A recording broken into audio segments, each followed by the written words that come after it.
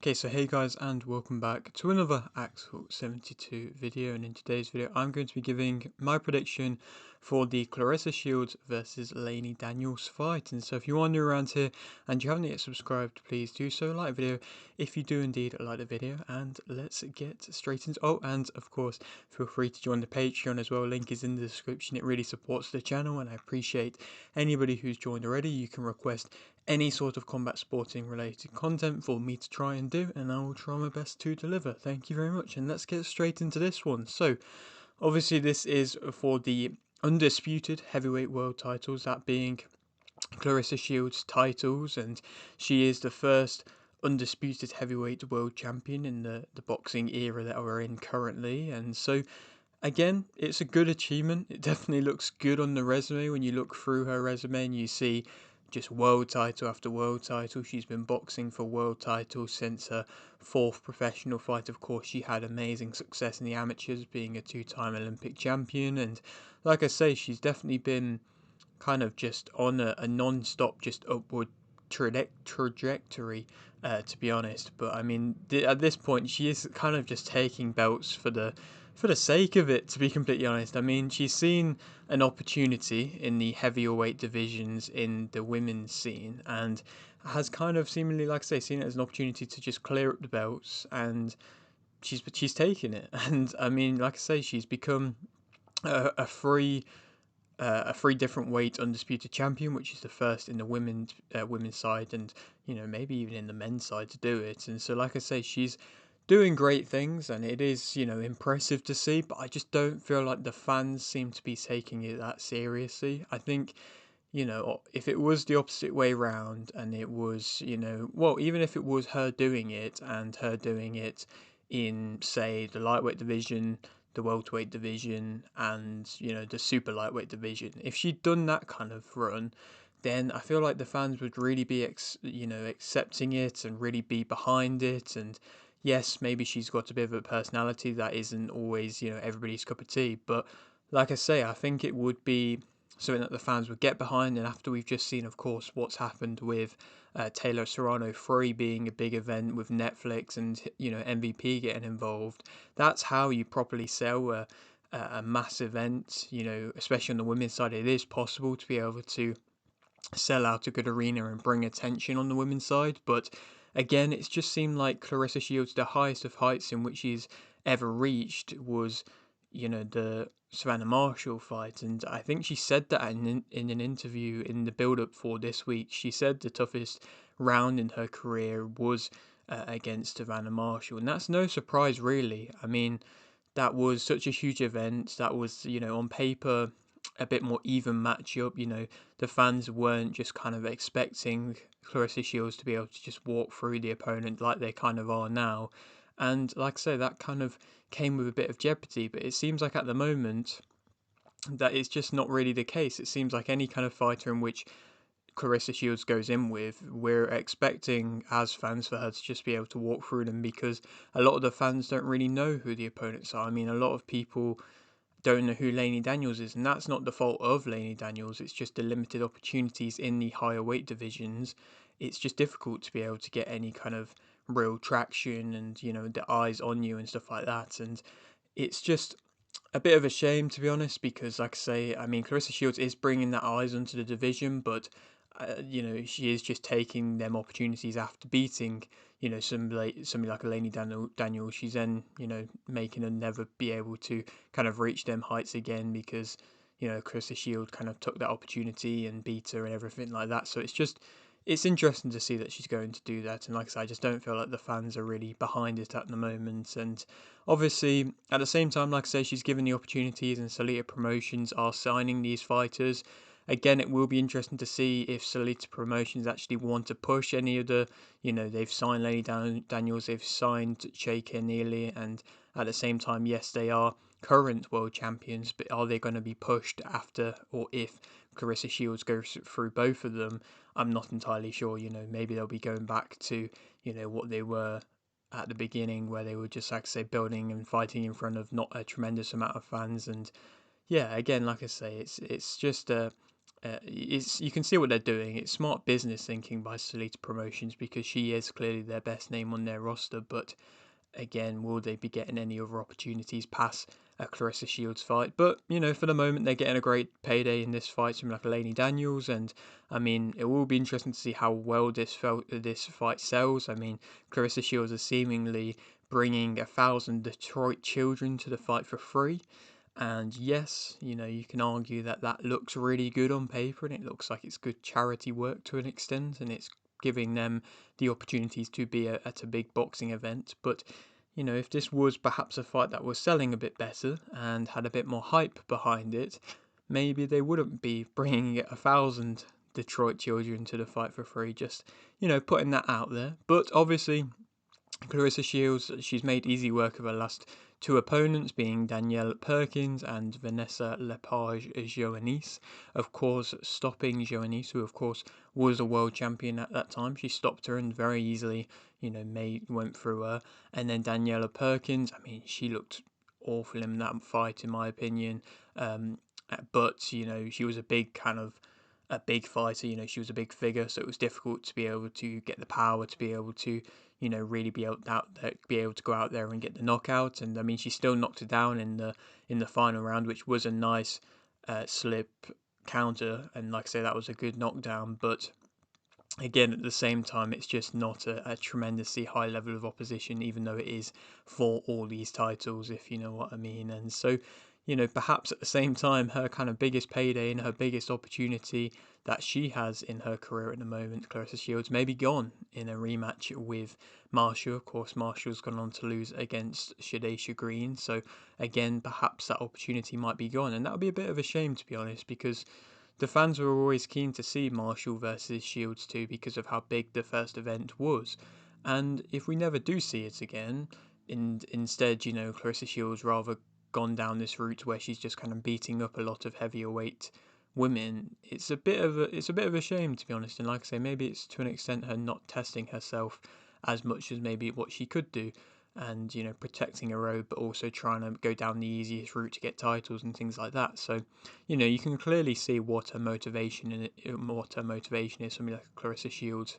For Lani Daniels, of course, this is a very good opportunity. She has campaigned at the heavyweight division, so that was at a few fights ago and a couple of years ago, and so she's definitely had a bit of experience. She probably is the more natural heavyweight, even though she isn't particularly big. I think Claressa Shields is actually taller than her, but like I say, she's once weighed in 85 kg, so like I say, she has fought at a heavier weight than that of Claressa Shields, and she's gotten a decent resume. I mean, she's got one good win against Delcy Robinson, which was a majority decision. Seems like I say, she's had a bit of a struggle to get a crazy high level of opposition. She beat a 9-0 Nigerian fighter in her last fight, and that wasn't bad to see because at least it was an undefeated fighter. But again, at the same time, not anybody that has been really tested in their career, and so she, like I say, beat Delcy Robinson. That was a majority decision. Of course, that's aged well because Delcy Robinson is now the unified middleweight champion. So again, that's a decent win there. And I mean, she's been campaigning at light heavyweight in recent fights, and I'm not entirely sure what's happening with her IBF light heavyweight title. Is it like what happens with the men's titles where that becomes vacant? I'm not entirely sure. Or, is it still going to be in Daniel's hands because there's only two current light heavyweight world champions, Daniel's being one of them? I don't really know, but she's 37 years of age, Daniels, compared to Shields being 30, and this is her first fight out of New Zealand. So, I mean, it's a huge opportunity, like I touched upon, for her, and a huge chance at the, you got to say to an extent, the latter point in her career. Being 37 years of age, she could probably fight the Shields fight and then even go on to retire, to be completely honest, if she wants to. It seems like she really does enjoy fighting, but again, like I say, she could go on to retire if she wanted to, because hopefully she makes, at least a decent amount of money from this Shields fight. I mean, it's not going to be His Excellency type of money, but again, hopefully it would be decent. Shields more so as a fighter, of course, she's got great hand speed and she's got a high output at a fast tempo in which she likes to fight. She's got good pouncing attacks, and like I say, she can, wait for her moment. She's quite patient and she'll catch you coming in very nicely. And she'll kind of purposely set that trap to let you come in and walk onto a shot with the, good IQ in which she has, and like I say, good timing in which she has, and that was inevitably how, of course, she was able to get that knockdown against Perkins. She can fight on the front or the back foot, and I mean, she knocked out was it Lepargino when she was on the back foot, and again that was quite an impressive knockout. She used she's used to punching upwards, and similarly to that of Daniels, typically a bit of a smaller fighter and used to punching upwards, but Shields has done it at a higher level against the likes of a Savannah Marshall. She's got aggressive combinations, and you can see that aggression in just her personality, to be honest. She can push you back with them combinations, and she does have a very good work rate, and in general the stamina is good, and it's impressive to see, at least in that way, that she's moved up the weights, but the stamina's been good, and she hasn't got kind of sluggish really or lazy or anything like that. Again, that's always something which is a worry when somebody is moving up weight classes, let alone, she has moved up quite a significant amount of weight in her career. She loads up but lands, which is something in which a lot of fighters aren't able to do. They'll load up too long and then they'll get caught with shots because they're just waiting for the right moment too long and questioning themselves of when to pull the trigger. But she's often, like I say, able to load up and land. Yes, it's not a crazy amount of power in which it lands with, but it is a significant strike, and she definitely won't be bullied by fighters either. But I don't think Daniels is that type of a fighter. Negatives about her, I think she does square up quite often at times when she gets them kind of excited, aggressive combinations. She finds range can be a little bit of a problem, I think. Against Perkins, she was struggling to find the range a bit, and Daniels' head movement might be able to give her a bit of problems in finding range, and her accuracy in general can be a bit off at times. I think it looks like they're hitting, but a lot of the time they can just be missing. She can be overconfident, and like I say, she will fight off the ropes instead of move off quite often, which if you can get physical up with her, then that might, prevent her from being able to do too much of her own work. She's quite wide with hooks, and like I say, she's got quite a wide stance, and it means she'll be throwing more predictable shots. She leaves her head open when she's throwing, and she's either kind of attacking or waiting. There's not a crazy amount of defense in her work. She's not got that strong of a jab either. It's a bit of a wasted jab when she throws it. She can lunge in a bit at times as well, and like I've touched upon, the power at this weight isn't really that crazy. Daniels as a fighter, she's got a good head movement and good lateral movement, and again, this is something in which we didn't see at all in the Perkins fight against Claressa Shields. She was not moving at all, and so it's going to be nice to see at least Daniels is going to be trying to move and trying to offer a bit of a different challenge. I think this definitely will be, in my opinion, the toughest test in which Claressa Shields has had in the few fights she's moved up into this heavyweight, but how tough we will of course have to wait and see. She's a come forward fighter, typically Daniels, who tries to throw kind of all over. She'll go to the body nicely and, like I say, just switch it up whilst throwing in combinations. She can be quite springy in her fights, and again, she can spring up and be, explosive in that way with her combinations. She can maintain a high output, and she typically is, again, quite relaxed in her approach. She can wait for her moment nicely. Her timing isn't awful, and again, she's good at punching up herself. She's able to get inside quite well with the slip in head movements, and she's not really the easiest fighter to hit, which will be again interesting to see if Claressa Shields is able to time her onto a significant amount of shots. Negatives about her, I think she doesn't find her range the best either, and I think she doesn't put much into her shots, and her hands are often quite low, and her shots often are a bit slappy as well. She's got a bit negative body language seemingly in exchanges. I don't know if that's her trying to be relaxed and composed, but again, just in exchanges, it can look a bit like she's not really. When Claressa Shields throws an exchange, you can see the aggression and the anger and the intent behind the shots, but it just doesn't always look like that with Lani Daniels. She's got a bit of a lack of a setup, and she does enjoy a firefight, and she doesn't often really land that clean in combinations. It can be a bit sloppy, and again, she's not really got that much power in the division, and again, her physicality and the way of her trying to get you off of her, it doesn't really always work out that well. Who do I think is going to win? I think that Claressa Shields is going to be able to win comfortably, in my opinion, via unanimous decision. Again, Lani Daniels might cause her a few problems with the head movement, but when she actually goes to throw herself, I think it's just going to be, met by Claressa Shields' work, and it could be a boring fight in the first few rounds, and then I think Daniels would probably just resort into some sort of a firefight. But then, Claressa Shields would be able to land the more significant, better shots where she could possibly stop something like a Daniels. But I think Daniels is tough in her own right, and I just don't see her being able to get the stoppage in this one. But again, a relatively comfortable unanimous decision victory for Claressa Shields is what I'm expecting. And then to go on to fight next, I mean, probably will be Sheikha Neely for that perhaps WBA light heavyweight title in which she holds. She's fighting this weekend as well, and so again, will be interesting to see if she gets through that. Now she's signed with Salita Promotions Chiellini. Will it be automatically setting up the Shields matchup?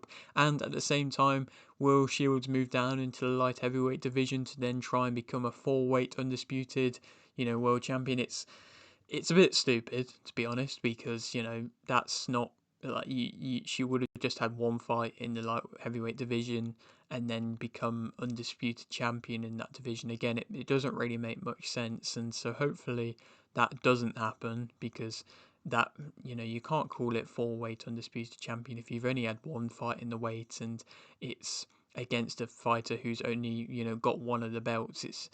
It's weird, and like I say, it just doesn't count to me, in my opinion. If not, maybe something like a Blanco. She's a Colombian fighter who's got a few wins unbeaten, maybe. Or a Shadesha Green fight is one that I would be excited for if she is willing to move back down into the super middleweight division. I think there's a few good matchups there now. I mean, of course, a Cruz Dezern rematch is there. She's coming off a bit of a controversial win, in my opinion, against Citlali Ortiz, but she's still with Salita Promotions, so that could be made. Or, like I say, Shadesha Green is the kind of new crop in that division. She doesn't look amazing, but she looked more improved in that contest, and she won, Fighter of the Night on that show. With the course the big MVP show, so she also like I say beat Savannah Marshall, so they've got that in common. So again, that could make for a good fight. But yeah, that is it for today's video. Hope you did enjoy. Like the video if you did need like the video, subscribe if you're new, and thanks for watching.